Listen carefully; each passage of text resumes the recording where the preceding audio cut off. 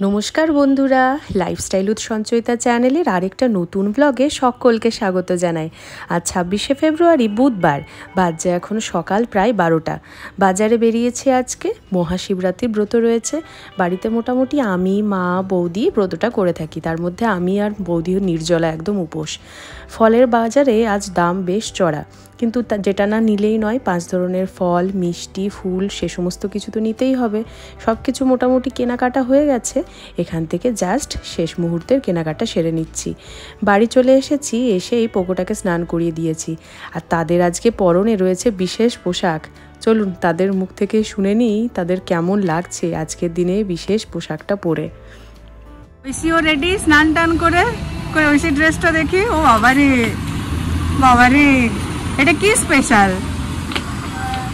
Shivratri, Mahashivratri special নয়? দারুণ হয়েছে ড্রেস।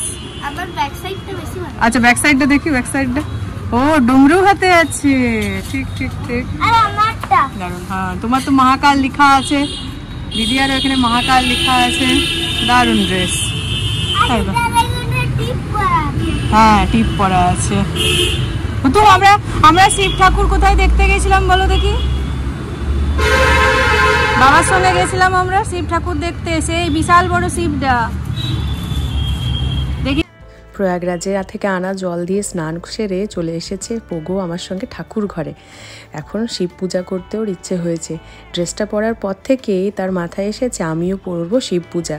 মাকে প্রায় প্রতিদিনই করতে দেখে আজকে ওর ইচ্ছে হয়েছে। ঘটিতে সামান্য জল আর দুধ মিক্স করে দিয়ে দিয়েছি, আর ওই পুচকে পাড়া হাত দিয়ে কোনো রকমে ব্যালেন্স করে ঢালছে আর কি। আপনারা হয়তো লক্ষ্য করেছেন ও লেফটি, ওর বাঁ হাতটা বেশি চলে, ইভেন ও লেখাও হাতে সবই বাঁ হাতে করে। সে কারণে বাঁ হাতটাই ওর মাঝে মধ্যে আগে চলে যায় যে কোনো কাজেই। তো যাই হোক, যেটা ওর মনের শান্তি সে কাজটাই ও করছে, যেভাবে ও করতে পারে। দেখুন বাঁ হাতে কেমন করে প্রসাদটা চাপাচ্ছে। কিভাবে ডান হাতে দেব সেটা ওর কাছে ভীষণ কনফিউজিং একটা ব্যাপার হয়ে যায় মাঝে মধ্যেই। বলো, হ্যাঁ দিয়ে দাও, দিয়ে দাও। না পাচ্ছ না। আমাদের বাড়ির পাশেই রয়েছে শিব মন্দির। পাতাল ফুঁড়ে বাবা বেরিয়েছেন এখানে। প্রচুর ভিড় হয় সে কারণে এই সময়, আর চড়কের পুজোর সময়। সকাল থেকেই মাঝে মধ্যেই ঢাকের আওয়াজ আসছে, মন্দিরে খুব ভিড়ও হয়েছে। কিন্তু আমরা তো যাব সেই সন্ধেবেলা। তো আজকে মহাকাল ড্রেস পরার সাথে সাথে শিবরাত্রির দিনে কুম্ভ স্নানও করা হয়েছে। কুম্ভ স্নানও করা হয়েছে, তাই তো? মানে এই হলো আমাদের প্রয়াগরাজ থেকে জল আনা হয়েছিল, তো সেই জল মাথায় নিয়ে আজকে স্নান করা হয়েছে। আমার এখনো হয়নি স্নান, ঐশীরও হয়ে গেছে, পোগোরও হয়ে গেছে, আর বাকিদের তো হয়ে গেছে। গিয়েছিলাম বাজার, সমস্ত জিনিসপত্র এনে রেডি করা হচ্ছে। আর যেহেতু আমরা এটা মানে একদম নির্জলা উপাস করি আমি আর বৌদি, আচ্ছা সকাল থেকে আমার ব্লগ স্টার্ট করা হয়নি, সত্যি কথা। এত মানে চলছিল এত কিছু আর কি। তার মধ্যে পোগোর তবলাটা অর্ডার দেওয়া হয়েছিল, সেটাও আনা হয়েছে, মানে সেটা ডেলিভারি দিয়ে গেল বিকেলবেলা। আজকে বসবে আর কি প্র্যাকটিস করতে। আর আমরা একদম সকাল থেকে নির্জলা উপাস করে রয়েছি আমি আর বৌদি। সন্ধ্যাবেলা মানে সন্ধ্যা দেওয়ার পর বাড়িতে, তারপরে আমরা পুজো করতে যাই। তো এটা মোটামুটি আমার প্রায় 8-9 বছর হয়ে গেল। 7 বছর বিয়ে হওয়া হয়েছে, তার আগের থেকেই আমি করি। আর ওইদিকে অনির্বাণও করে আর কি, বিয়ের পর ও ধরেছে আমার সাথে। তো এই বছর মানে আজ 7 বছর হয়ে গেল বিয়ে হয়েছে, 1 বছরও আমরা একসঙ্গে শিবরাত্রি একসঙ্গে 1 বছর শিবরাত্রি করতে পারিনি আর কি। এই সময়টা বরাবর আমরা যে যার জায়গায় আর থাকি। তো হোপফুলি নেক্সট ইয়ার যদি সম্ভব হয় তো হবে, সেটাই দেখা যাক কি হয়। বিকেল এখন বাজছে প্রায় 4:30। এবার একটু একটু করে রেডি না হয়ে উঠলে সন্ধ্যেবেলার মধ্যে সমস্ত ব্যাপারটা সাজিয়ে পুজো করতে যাওয়াটা চাপ হয়ে যাবে। আলতাটা পরে নিচ্ছি। 16 শৃঙ্গার করে বলে শিবের বরযাত্রীতে যেতে, কিন্তু 16 শৃঙ্গারের মধ্যে যা কিছু পড়ে সবটা করে নেওয়া সম্ভব নয়। তার মধ্যে এই পায়ে নুপুর পরেছি, আঙুল চুটকিও পরবো, আলতা পরছি, আর সাথে হাতে শাখা পলা, গলায় মঙ্গলসূত্র, এ সমস্ত কিছু তো পরেছি।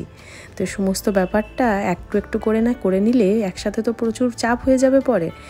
এরপরে যাব স্নানে, স্নান সেরে এসে তারপরে পুজোর সমস্ত কিছু জোগাড় যন্ত্রটা করা হবে। কেমন লাগছে? আমার কিন্তু আলতা পরতে মাঝে মধ্যে বেশ ভালো লাগে। আলতাটা শুকিয়ে গেলেই পায়ে আঙুল চুটকিগুলোও দিয়ে দেবো।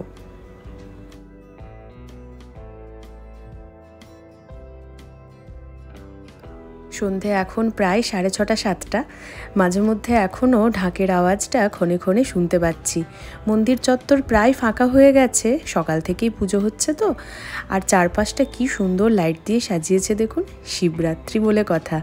বাড়ির ভেতরে চলে এসেছি, আমি রেডি হয়ে গেছি স্নান টান সেরে। এরপরে ফল মূল সাজিয়ে থালাগুলো রেডি করে নিই, যত জলদি এবারে পুজোটা সেরে ফেলতে পারবো। খিদে পেয়েছে তো প্রচণ্ড, সেই সকাল থেকে একটুও জল টল না খেয়েই বাবার পুজো দেবো ঠিক করেছি। এইভাবেই গত 7 বছর ধরে পুজো দিয়ে আসি। খেতে ইচ্ছেও করে না, আর পারো বাবার আশীর্বাদে পুরো দিনটা খুব সুন্দরভাবে কেটেও যায়। ফলের থালা দুটো সাজানো হয়ে গেছে, আর দুজন মিলে আমরা হাত লাগিয়ে করছি বলে সেভাবে আর কাজের চাপ বলে মনে হয় না। মিষ্টি থালা দুটো সাজিয়ে নিচ্ছি, তার সঙ্গে যে প্রচুর পরিমাণে অন্যান্য জিনিসের জন্য রেডি করতে হয়। শিব পূজা তো আপনারা জানেনই কত ধরনের জিনিস দরকার হয় বলুন। এই যেমন পঞ্চামৃত তৈরি করতে হবে। এই দুটো দানি কি সুন্দর দেখুন, মা যখন গিয়েছিল কেদারনাথ ওখান থেকে নিয়ে এসেছে। এটাই করেই আজকে প্রথম উদ্বোধন করছি, তো দুটো এনেছে, দুজন মিলে সেটাই নিয়ে যাব। আমি রেডি করে নিচ্ছি সব কটাই। এটাতে ঘি, মধু, চন্দন, আতপ চাল, এই 4টা জিনিস নিয়ে যাব। খুব সুন্দরভাবে একসাথে নিয়ে যাওয়া হবে, দেখতেও ভালো লাগবে আর পড়েও যাবে না জিনিসটা। আজ প্রথমবার ব্যবহার করছি, এত সুন্দর লাগছে দেখতে, কি চমৎকার জিনিসটা না। এনে আবার সুন্দর করে পরিষ্কার করে রেখেও দিতে হবে, মায়ের আবার কড়া নির্দেশ। সাজানো জিনিসগুলো ব্যবহার করার পর সুন্দরভাবে তুলে না রাখলে আর দ্বিতীয়বার সেটা ইউজ করার মতো থাকে না, তাই না? বিশেষ করে পুজোর জিনিস যত যত্ন করে রাখবে তত ভালো থাকবে। এই দেখুন, গল্প করতে করতে আমার এই সুন্দর ট্রেটা সাজানো হয়ে গেছে। এরপরে বাকি জিনিসগুলো চলুন রেডি করে নিই। এই দেখুন সমস্ত কিছু রেডি, ঘিয়ে প্রদীপ, পৈতে, সুপরি, পান, তার সঙ্গে আকন্দ ফুলের মালা, বেল, গাঁদা ফুল, সমস্ত কিছু রেডি। চলুন এরপরে বেরিয়ে পড়ি সবাই। দাঁড়ান, আপনাদেরকে তো আমার সাজগোজটা দেখানোই হয়নি। বরযাত্রী যাচ্ছি বলে কথা শিবের, একটু সাজগোজ না করলে চলে? গলায় মঙ্গলসূত্রও দিয়েছি, টিপ পরেছি, কাজল পরেছি, মোটা করে সিঁদুর পরেছি। এই হলো শিবরাত্রির সাজ আমার। পোকোকে ক্যামেরাটা ধরিয়েছি আমাদেরকে দেখানোর জন্য একটু। আসলে ক্যামেরা নিয়ে তো মন্দিরে নিয়ে যাওয়া যাবে না। চলুন। বিয়ে বাড়ির ভোজ কেমন লাগছে?